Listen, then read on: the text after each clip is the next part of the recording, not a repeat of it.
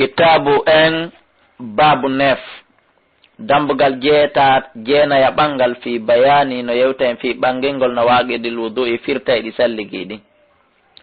arafta a faami ya ahi an o wonɗo jentade o tafsir mimma sabaga immorde e dambugal feƴƴungal ngal bimana babu 8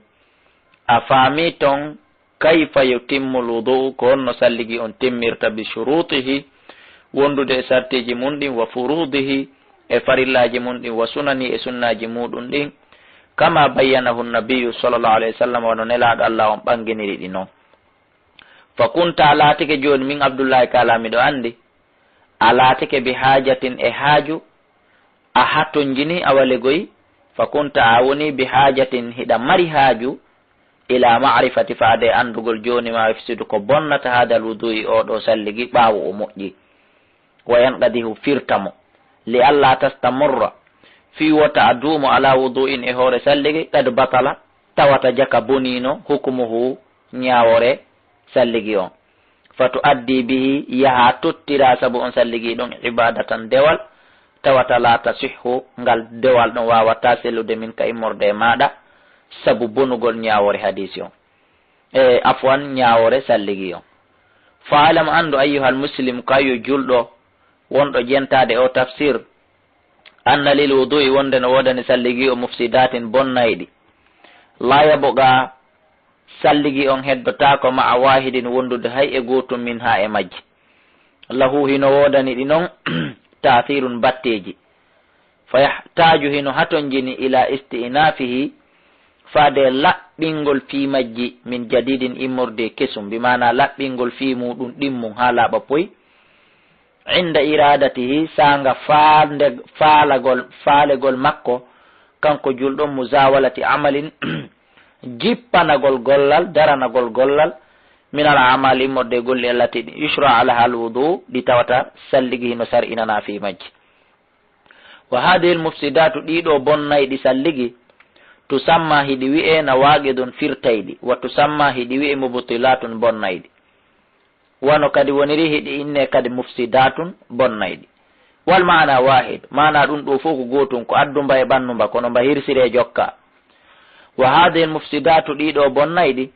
awil naqidi ma firtayɗi awil mubtilati ma ɗum bonnayɗi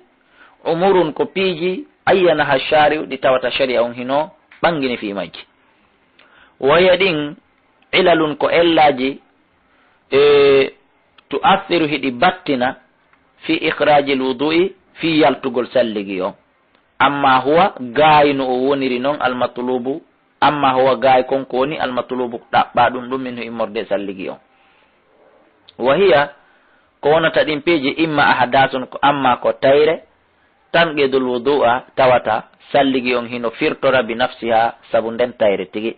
kal bawli wano bawle wal gha'iti e soɓe wa sa'iril khariji e dendanangal piiji yaltayɗi ɗi min as-sabilayn immorde laawi ɗin ɗiɗi bimana ka awra yeeso e ka awra ɓaaw. wa amma asbabun lil ahdas amma sabimbinayɗi tayre nde bi haythu idha waqa'at ka tawata tun nokku si kanji ɗi waɗi takunu laatoto muzannatun sikkere li husulil ahdasi fi heɓagol tayre fellitatake kono tawata tun siɗi waɗi heɓoto sikke e nder wonki on tigi kin fi heɓagol tayre ka zawalil aqli wano dirtugol haqqille ɗen aw tahtitihi ma ɗum suddagol haqqille ɗen binnawmi sabu ɗoygol wal igma e faɗɗegol wal jununi e feetugol. fa inna za'ilul aqli anduno mortiɗo haqqille mo haqqille muɗum dirti legoy la yahassu o so'ata o faama bima yahsilu minhu konko wawi mo hewtude hande kadi o andata ko ɗum hewtimo.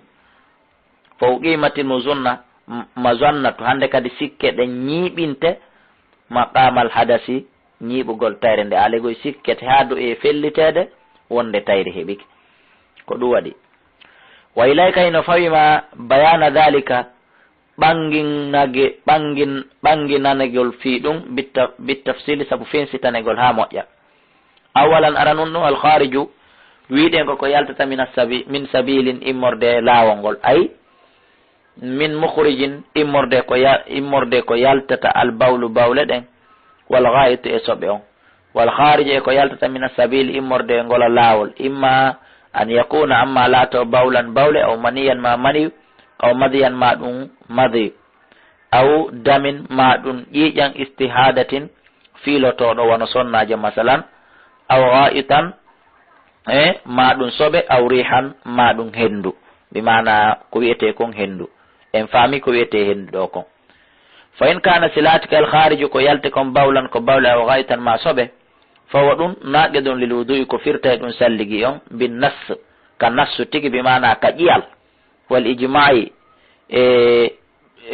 ɗum koko fottana bin nasi ka nasu wal ijma'i e ka fottanegol ɗum hino fottana qala ta'ala seede on Allah teɗo to ɗon daali fi mujibatil wudu'i e ko waɗɗinta kon salligi ɓe maki aw jaa ahadun minkum min al gha'it maasi goɗɗo e moɗon ari iwti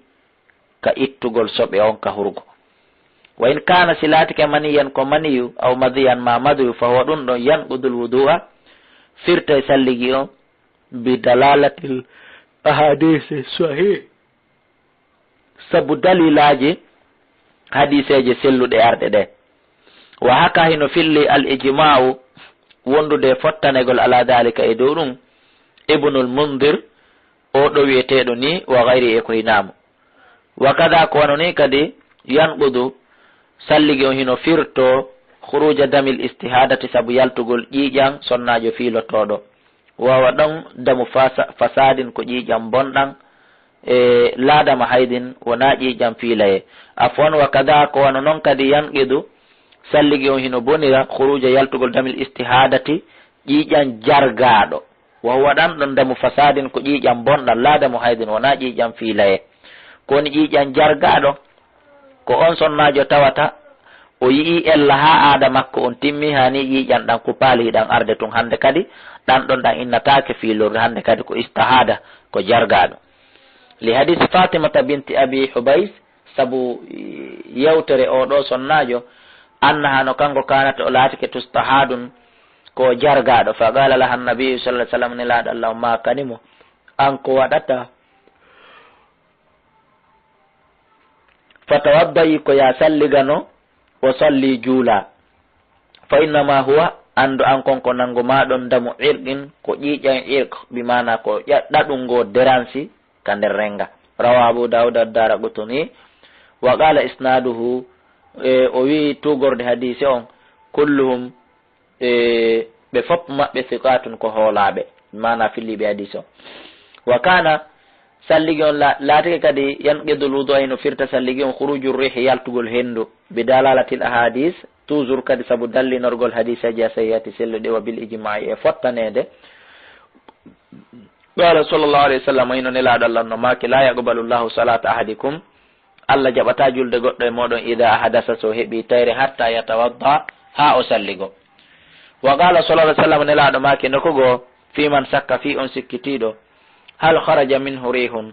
est ce que hendu yalti e makko awla ka o oye la yansarifu nelaɗo maki wota on ɗon o woncito bimana taw accuto julde makko nden ma wangagol makko ngol ma jangugol makko qur'anu hatta isma ha o nana sawtan hito aw yejida ma o heɓa rihan lungol luɓugol wa amma al kharij amma ko yaltata ko min al badan immorde ka ɓandu min gayri sabilain hara wona e laawi ɗin ɗiɗi bimana na e budde ɗen ɗiɗi yeeso e ɓaawo kaddami wano ƴiƴan ko yaltata e ɓandu ni sabu hara himo barmi wal gayri e turre yaltata ka hunduko warre yaaf e tuƴƴugol ko yaltata ka kinal fa mawdi'u khilafin ɗum ɗon hino woni e nokkure lurral bayna ahlil ilm hakkude jomiraɓe gande ɓen hal yanqadil wudu tawsi ɗum firta e salligi awla yanqaduhu ka firtata salligi on ala qawlayn ɗum no woni e konguɗi ɗiɗi warraji ko jicci ko annahu ɗum noon la yanqadu firtata salligi on fi durma yalti ma gonɗi yalti ma mbordi yalti ma ƴiƴan yalti ma tuƴƴere yalti ma on tigi tuuti woɓɓe wi firta woɓɓe wi firtata kono ɓenni ko jicci kon kanko Salihu bun Fawzani ko addi kon ka defte makko mulakhasul fiqh ɗo wonde ɗum ɗon firtata salligi lakin ko woni law tawadda sinno o salligi ke khurujan fi ka yaltugol min al khilaf immorde e lurrangal immorde lutodirangal iwa e sikke on lakana asan ɗum ɗo wonay ko ɓuri moƴƴude bi mana so tawi goɗɗum e ɗum ɗo waɗi neɗɗo salliguiɗo on so tawi o yeehi o fillitike salligui makko on fi iwgol e lurralngal iwgol e sikki sakka on legoy haray ko ɗum ɗon ɓuri laɓede. saniyan ɗimmon ɗum minan nawaqidi hino jeeya e firtay ɗi salliguiɗin zawalul aqle dirtugol haqqille ɗen aw tahtiyatihi ma suddagol haqqille ɗen wirnagol majje wa zawalil aqli e dirtugol no haqqille yakunu hino wona bil jununi sabu feetugol wona hawihi yo Allah on dandu en wa tahtiyatihi e suddagol haqqille ɗen takunu ɗum hino wona kadi bin nawmi sabu ɗanagol mo ɗanake haqqille makko ɗen no suddi haray en innata wara hakkil mo mari hakkil kono ɗe nafatamo feendo ɗon hiɗe wirni awil igma ma faɗɗegol wona hawi hima e ko nanditata e ɗiɗo won sulugol ɗum ɗon kadi koko nanditata e ɗum faman zala aqlu kala mo haqqille muɗum ɗen dirti aw gatta ma ɗe suddi ɗe wirni bi nawmin sabu ɗongol wona hawi e ko nanditata e ɗum oɗo kadi intaqada wudu'uhu wara salligi makko on firtike li anna dhalika sabu ɗum ɗo muzannatun ko sikkinayi ɗum neɗɗon khurujal hadasi yaltugol hadi ko ɗum woni tayre nde wahuwa ɗum ɗo la yahsunu bi ɗum ɗon wahuwa ɗum ɗon wahuwa haray kanko la yahussu bihi o so'ata ɗum bimana o famata tigi tigi salligi makko boni ka bonali bimana o so'ata e nder ka o faɗɗa ɗon ma ka o suli ɗon ma ka o feeti ɗon ma ka o ɗani ɗon illa yasiru nawm so nara ko ɗoygol seeɗol bimana hara o ɗani o ñoƴƴa ɗoygol fa innahu no ngol ɗoygol ɗon ɗoygol tosokol ɗani no ɗani yo ɗanaki yo himo ɗani kono si goɗɗo sonki o nanay ngol ɗoygol ɗon la yanqadul wudu ngol ɗon firtata salligi li anna sahaba sabu no sahabaɓe radiyallahu anhum yalla wele ɓe kana laatike yusibuhum nu'as ngongure no heɓaynoɓe wamta kamɓe yantaziruna solata eɓe jooɗi habbiti julde ka juulirde wa innama yanqiduhu nawm e ɓe yatano ɓe salligo holli ɗum ɗon bonnata salligi wa innama yanqiduhu nawm andu ko salligi e ɗoygol firtaygol salligingol almustaghraq ko luggugol ngol bimana jommum ɗano ha hira jama'an ɗum ɗon hino fottana baynal adillati hakkunde dalilaji ɗi salisan e ko firtata kon salligi on min nawaqidil wudu'i no jeeya ko firtata kon salligi akulu lahamil ibli ñamugol tewu ngeloba sawa'an foti noon kana laatike qalilan ko seeɗa o kathiran ma ko boyi bi sihhatil hadith sabu sellugol hadith on fi muɗum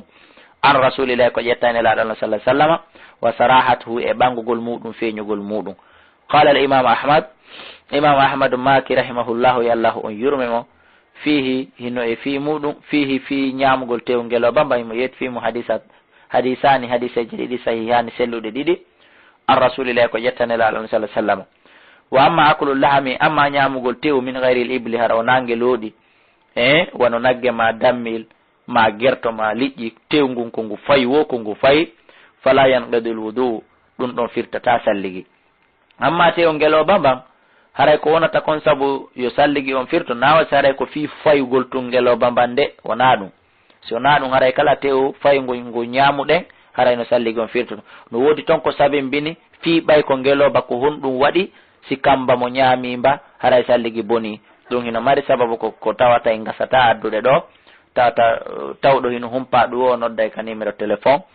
68 60 53 09 et 63 60 53 09 même numéro Selcom même numéro Sotelgui wa hunaka ko hino ɗon ashiya'un piiji ɗi andanɗa hoorema qad ikhtalafa al ulama gomɗi jomiraɓe gande ɓe no lutodiri fiha fi majji moƴƴa hal tan qidul wudu'a awla est ce que ɗi firta salligi ka ɗi firtata wa yakuna tadi massu dhakar ko memugol sawru mum ɗum gorko mbimana mema sawru ndum mbimana awra makko o massul mar'ati e memugol sonnajo bi shawati sabu sahaw memu mbimana mawlugol ɓeygu mum hara ko o mawliri wona fi ŋañugol ma goɗɗum ngo ta ko mawliri ko fi memmingol sahaw wa tahsilul mayiti e lootugol mayɗo lootugol fure wa riddatun e murtugol anil islam iwaka islam ɗiɗo piiji e go'o ɗiɗi e tati nayi ɗiɗo piiji faynal ulama ande no jomiraɓe gande ɓen man hino e maɓɓe man qala on wiwɗo in kana silatike wahidun gotum pet min hadhihi al ashiya e ɗiɗo piiji nayi wonde hara yanqidil wudu o hara salligi on firtike no jomiraɓe gande ɓen wiɓe ɗum kala heɓuɗo gotel e ɗiɗo nayyi hara salligi makko boni. wa minhum no maɓɓe man qala on wiwɗo la yanqud enele hara salligi makko on firtaki mo heɓi gotel e ɗiɗo nayyi. wal mas'alatu mas'ala on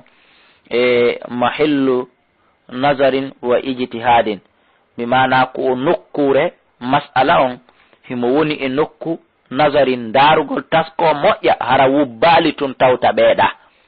tawta ɓe wiɓe ɗum ɗo bonnay ma tawta wiɓe ɓen ɗum ɗo bonnata bi mana mas'ala on himo woni e place taskagol wa ijtihadin e tinnagol moƴƴa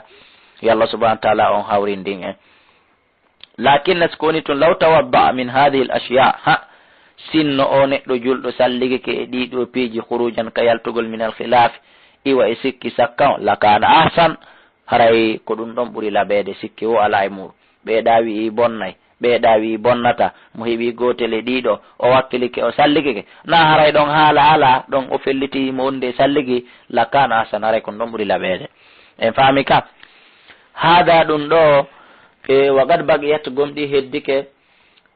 mas'alatun mas'ala muhimmatun wonduɗo e muhimme moƴƴa tata'allaqu mono yewiti bi hadal mawdu'i e oɗo mawdu'u wonɗo yewtiden fi salligi waya ko wonata ɗum e min man tayaqqana kala fellutoɗo at-taharata laaɓangal kala fellutoɗo salligi on summa shakka refti o sikkiti fi husuli naqidin fi heɓugol ko firtata salligi kon min nawaqidi a immorde firtayɗi salligi ɗi maɗa yafal konɗum huwata bi mana fellu goɗɗo fellitay mo salligi mo wonde e salligi kono o sikkitono est ce que salligi boni ka bonali haray oɗo ko honɗum o waɗata lagati sabata gomɗi tabiti an rasulillahi ko ƴettanelaɗo sallah sallam fil hadis e hadis alladhi o rawahu muslim mo imam muslim filli an abi hurairata ko ƴetta aba hurairata radiallahu anhu anna rasulullahi wonde nelaɗo sallah sallam qala ɓe maki ida wajada ahadakum so goɗɗo e moɗon heeɓi fi batnihi ka reedu makko shay'an goɗɗum o nani goɗɗum no wiya ka nder reedu goɗɗum no kurukuruno ka reedu o andi goɗɗum ko ɓuuri waɗata goɗɗum ko iblisa tiki ndu bandir waɗata goɗɗum kadi hara on tigi ittu hendu nelaɗo maki mo heeɓi hito ka nder reedu makko ton fa askal alayhi jilɓanimo a haraja ene yalti minhu e makko shay'un goɗɗum mi mana hendu yalti e makko amla ka yaltali nelaɗo maki fala yakhruju ta on tigi yaltu min al masjidi waka julirde accita dewal mungal hatta yasma sawtan ha o nana hito o fellita aw yajida rihan ma ha o heɓa lungol luɓugol mi mana taw yalto o salligo ha o fellita wonde salligi woni e fadalla hada ɗum ɗo hino tindini e fadalla hino tindini hadal hadis oɗo hadis asharifi tedduɗo wa ma jaa e kala ko ari kon bi ma'nahu e ma'na makko ala anna al muslim e dow wonde julɗo on e dow wonde julɗo on ida tayaqqana so tawi tun o felliti a tarata laaɓal ngal o shakka o sikkitike fi intiqadiha e firtagol muɗum. Assalamu aleykum. on acce hakke e muufi man ko waɗi ɗo kon seeɗa ko musidɓe meɗen julɓe wonɓe extérieur noddi e landagol landal ɓaytay numéro on ko extérieur ko ɗum waɗi simi kupi mbimana janggin men on nga ma yewtere nden yiwɗum si pooɗo to seeɗa jilɓa seeɗa mi tekrosi ɓen ɗo mi jaabiɓe joni noon yiltitoɗen seeɗa e ɓe inni en joni fa dalla hadal hadis wo o hadis e ɗo hino tindini asharifi tedduɗo wa ma jaa e kala ko ari bi ma'anahu e ma'ana makko ala anna al muslim e dow wonde julɗo o ida tayaqqana si o felliti tun at-taharata himo wondi e salligi si o felliti tun o salligi no bimbi ma mo salligi nane wa shakka kono o sikkitike fi intiqadiha e firtagol salligi on annahu kanko wonde kanko ko honɗum o waɗata yabqa ko yo heddo ala taharati e hoore salligi on li annaha sabu no salligi on al aslu ko ɗum ɗo woni lasili on wali annaha e wonde salligi on mutayaqqanatun ko yananaɗo ko fellitaɗo wonde mo salligi mi mana mo sikkitike salligi boni ka bonali ko yo tabutu bonali ko yo tabuti mo salligi wona yo yew o naata e salligagol fus wa husulun naqid heɓagol ko firtata kon maskukun fi ko ɗum ɗon ko sikkita fimo sikkita kasi on tigi no salligi mo felliti mo salligi ko sikkiti ko boni ka bonali mi mana ko tayre nden sikkita fimo wona salligi on wal yaqin e pellitangal la yazulu ngal ɗon ittetake hawke bi shakki sabu sikke ko sikke hawkete sabu pellital hawkatake sabu sikke en faami ka wa hadihi ɗum ɗo qa'idatun ko tugalal azimatun mawnungal ammatan huɓutungal fi jamil ashiya e dendanangal piiji ɗin wona wasi harayi kaka salligi tun annaha wonde no pellitangal taɓga ko no laaɓangal salligi on taɓga ko heddotoɗo ala asli e dow lasili makko on hatta yatayaqqana khilafaha ha fellite kadi ko lundi ɗum ɗon mono fellitino salligi o wata yaade o salligo si on ara ko yiɗugol tour renouvelugol salligi ha o heɓa pellital ɗimmal go ko wawi bonnutude pellital aranal ngal wa kadhalika al aqs ko wona noon kadi aqs on mbimanaka contraire fa ida tayaqqana al hadas